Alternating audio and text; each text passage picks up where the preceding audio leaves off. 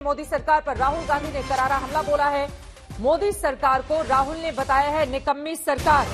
उन्होंने कहा नौजवान देश के लिए जान देने को तैयार हैं, लेकिन ये निकम्मी सरकार सेना में भर्तियां करने के लिए तैयार नहीं है।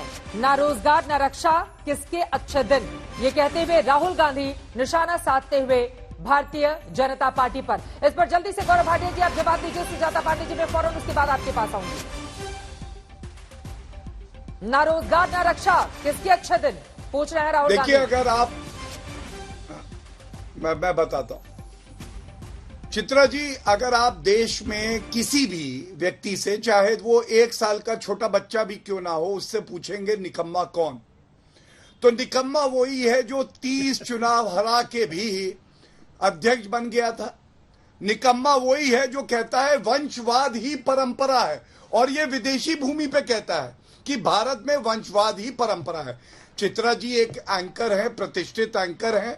मुझे नहीं लगता इसलिए आप प्रतिष्ठित हैं क्योंकि वंशवादी हैं। आप अपनी मेहनत और ईमानदारी से हैं। जी मैं उत्तर देना और चाहूंगा। मैं ये बात जानता हूं कि अगर आप किसी भी मां से पूछेंगी तो वो कहेगी ईश्वर मुझे नरेंद्र मोदी जी जैसा बेटा देना। कोई मां, वो मां भी नहीं कहेगी जिनके स्वयं निकम्मे बेटे हैं कि मुझे ऐसा निकम्मा बेटा देना। और इसकी वजह है जो व्यक्ति मेहनत ना कर सके, जिसको उपनाम में क्या मिला विरासत में, और उस विरासत को उसने उजाड़ दिया, जिसने कभी समझा ही नहीं गरीबों का दर्द क्या होता है, जो बंगले में बैठ के एसी चला के जानने का प्रयास करता है कि दूसरों का दर्द कैसे बांटा जाता है, जो खुद भ्रष्टाचारी बेल पे बाहर है, जो केवल और केवल मम्मी मम्मी करता है, उससे आप क्या उम्मीद कर सकती हैं। और आंकड़ों पे मैं आपको एक बात बता दूं, जल्दी से मेरे हाथ में आंकड़े हैं। आपने महंगाई की क्यों की बात करी, जिस वक्त यूपीए की सरकार थी महंगाई दर थी 2009 में 12%, 2010 में 10.5%, 2011 में 9.5%, और हमारी सरकार में 3.6, 2017 में, 18 में 3.4,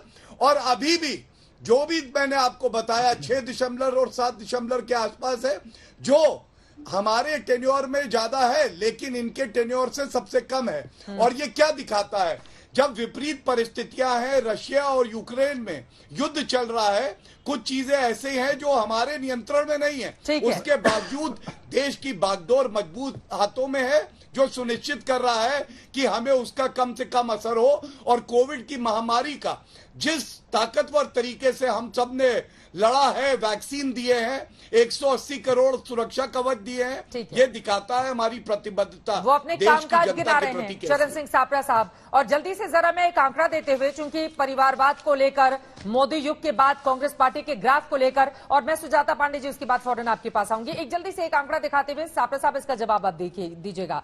2014 के बाद कांग्रेस पार्टी ने 49 चुनाव लड़े, जिनमें से 39 चुनाव वो हार चुकी है।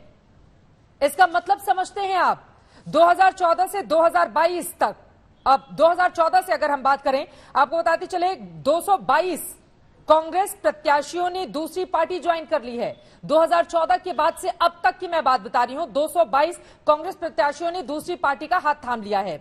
2014 से 177 सांसद और विधायक आपकी यानी कि कांग्रेस पार्टी को छोड़ चुके हैं।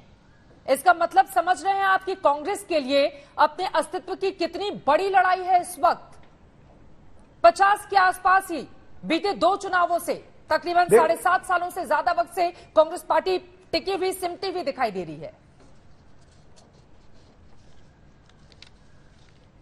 देखिए चित्रा जी, मैं ये कहना चाहूंगा कि कांग्रेस चाहे कुछ चुनाव हारी है, लेकिन हम हताश नहीं है। इसका यह मतलब नहीं होता कि भारतीय जनता पार्टी को जनता को लूटने का लाइसेंस मिल गया है। ये अगर चुनाव जीत रहे हैं तो इसका यह मतलब नहीं कि ये देश के साथ में गद्दारी करेंगे, विश्वासघात करेंगे।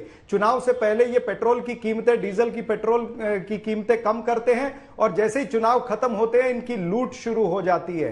तो इस लूट को कांग्रेस पार्टी निश्चित रूप से, चाहे हमारी सीटें कम हुई, लेकिन हम इस लूट के खिलाफ लड़ेंगे। जो जनता की जेब से 8 वर्षों में 26 लाख करोड़ रुपया इन्होंने कमाया है, उसका सवाल हम निश्चित रूप से पूछेंगे।